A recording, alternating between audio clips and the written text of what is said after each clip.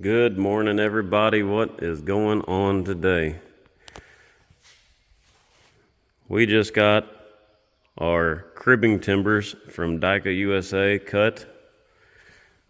These are the 4x6 timbers. I ordered these at 12 feet long. We cut them 4 feet long, so these should work pretty good. The only issue I can see is there's no handle.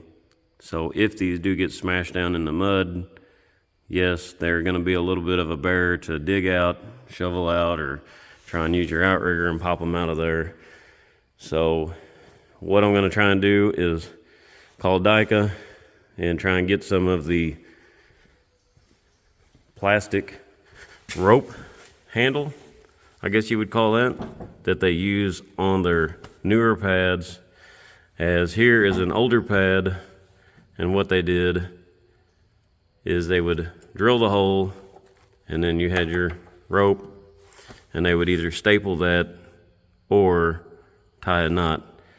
And on the new pads they countersink a hole in there and then they shove this plastic rope handle, I'm not sure exactly what they call it, and then they would set screw it in there with a little screw to hold them in. And I'm thinking that will work,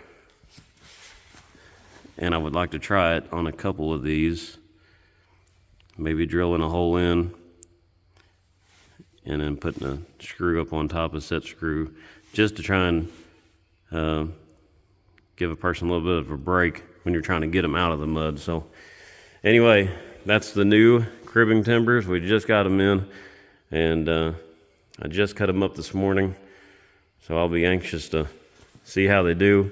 They should do a great job. Our wider pads that we use are 30 by 30, so these will be a little bit wider than that, so should work out great.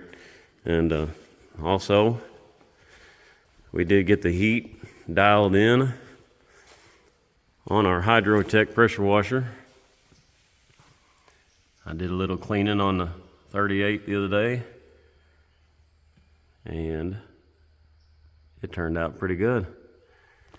That was 250 degree heat, and I used that with Turbo Red cleaner from Schaefer's Oil, which does an excellent job of cleaning grease off, and I highly recommend trying it.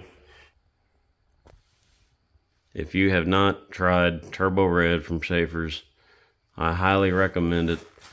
Years ago they actually sent out a little sample for us. I was not really that impressed until I started using it a little bit more and following the directions like you should, and it has been working excellent. I love it. This is my go-to cleaner. What we do is we buy 2 5-gallon jugs at a time. Then we will take a 55-gallon drum. We fill this up with 45 gallons of water, and then we will dump our 2 5-gallon jugs in this, and we will lightly stir this around because this is really foamy stuff, and it is a very heavy degreaser. And obviously we do have our mixing valves, so we run our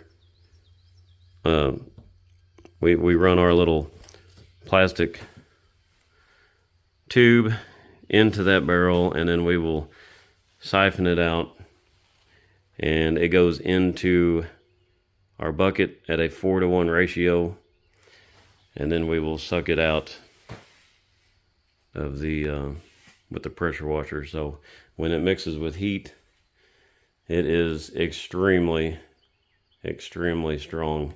The pressure washer is doing excellent. I was a little curious of how the propane was going to work, and we have used it quite a bit on full heat. I do have the dial turned up to max 250, and I do have the soap dial spun out 3 times. I was very curious on how much propane, and every time I check it, the propane, the gauge is still on the very same number, so it is not using near as much as I anticipated it to, and it is way cleaner than diesel fuel. So once again, if you're ever looking at new pressure washers, check into a propane burner. This is a Hydrotek, and it's working really good. So our issue ended up being a pilot light screw was not screwed tight, and the pilot light was actually igniting around the fitting, and it was burning the spark plug wire off. And once we got that figured out,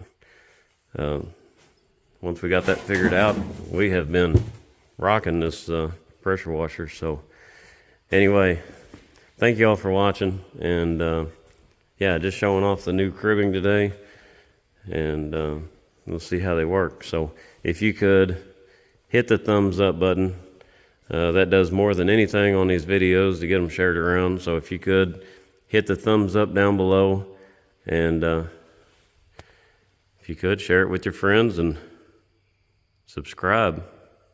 Thank you all for watching. We'll see you all on the next one.